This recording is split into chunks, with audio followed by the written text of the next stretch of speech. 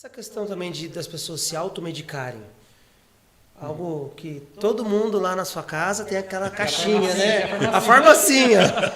Baú da felicidade, ouviu hoje? Pega lá o baú da felicidade, pai. Veio o pai com uma caixinha cheia de remédio. Aqui. E quando você vai ver a validade, metade está vencido, né? Vencido. Metade está vencido. Aí muitos, eu já vi, assim, em casa mesmo, né?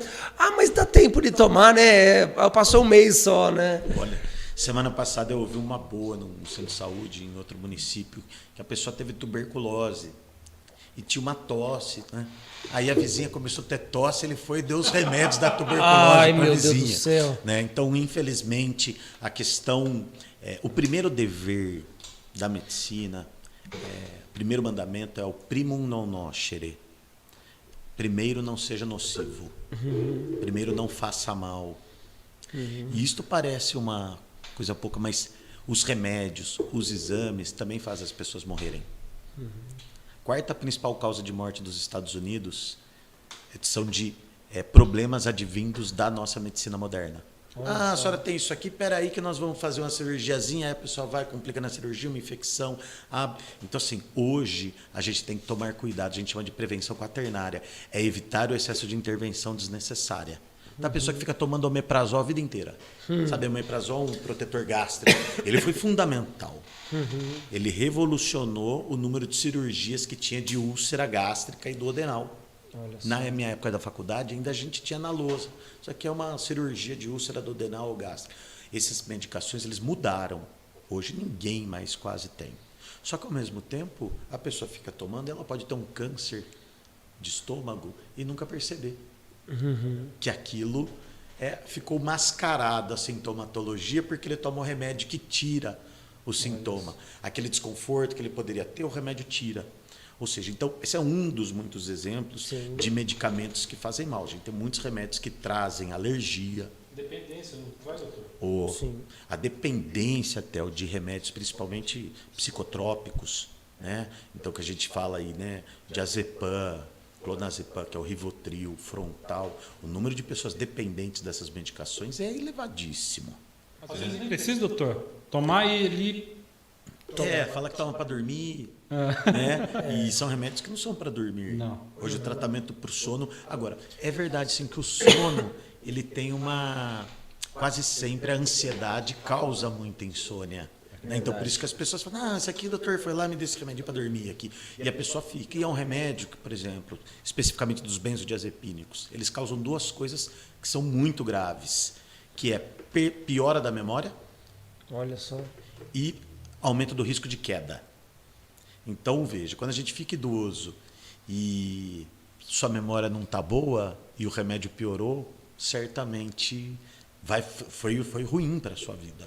E queda no idoso é algo gravíssimo, né? Uma fratura de fêmur, o risco de morrer pós-fratura de fêmur aumenta muitíssimo, de ficar acamado, ou seja, estamos falando de remédios que hoje podem parecer benéficos, mas que lá na frente. E só para vocês saberem, quando a gente fala que a pessoa vai ficar dependente desses remédios, 2 semanas de uso. 2 semanas de uso já é o suficiente para a pessoa já causar no cérebro o que a gente chama de mecanismo de recompensa. Quando você não toma o remédio, o seu cérebro já não funciona normalmente. E dependência, 2 coisas que faz o pessoal saber. São 2 características. É abstinência e sintomas de abstinência. Quando você não tem o remédio, você tem sintomas. Às vezes irritabilidade, o mal-estar, náusea, desconforto. E a tolerância, o que é? Tomava meio miligrama, agora toma 1 miligrama, já faz aumentar a dose para adquirir o mesmo efeito. Né? Então, isso tem a ver com dependência. Então, os remédios causam todos esses problemas aí, então tem que cuidar. Agora, tem também uma coisa que a gente estimula. Se você sabe, quando você tem uma dor, você toma dipirona, melhora, que ele não te dá alergia, ok. Né? Então, a pessoa também tem que usar o remédio de uma maneira que ela consiga estar 3 horas da manhã com dor, você saber o que você pode usar que melhora a sua vida. Né? Nada melhora mais que a água. Né? O planeta 70% é de água e o corpo 70% é de água. O senhor estava falando aqui, né, um pouquinho antes, professor, que o senhor, eu tomo muita água. Tem que tomar mesmo. Né? Salvo algumas contraindicações, às vezes paciente que já tem problema renal ou do coração. Do contrário, a gente tem mesmo que se hidratar bem. Então, a água é fundamental. É muito comum a gente ver as pessoas... não, toma... Eu falei hoje... Falou, como ela está tomando água? Porque o cocô tinha problema de evacuar, né? O cocô sempre duro, aí machuca, sangra. Falei, toma água. Ah, doutor, isso aí minha mãe não toma. Pronto. Minha mãe não toma água de jeito nenhum. Eu falei, olha, então se ela não toma água, esse remédio para fazer cocô, para ajudar na evacuação, esse laxante, ele não é o melhor, porque ele prescinde de água. Ele vai aumentar o bolo fecal. Se não tem água para deslizar, você vai ficar com aquele bolo impactado.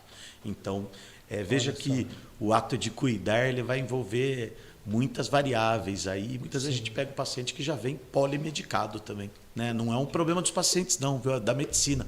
Os médicos prescrevem muito. Né? Hoje é um fenômeno. E esses remédios eram muito acessíveis, a gente não sabe nem de receita, doutor. Hoje são mais controlados, né, esses remédios. Você fala para a saúde mental, Isso. né?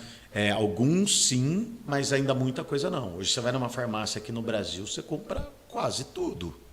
Né? Então, realmente, esses da receita azul, de receituário de controle especial, né? Então, eles sim têm um controle maior.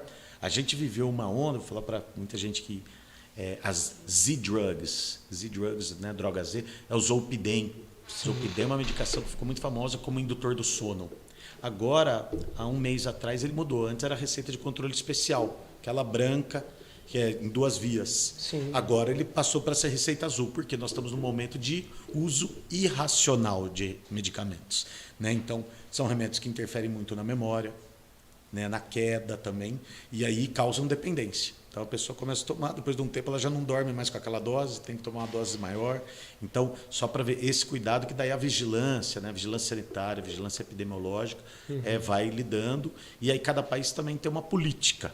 Né? Então, mas essa questão do acesso à medicação no Brasil é sim um problema.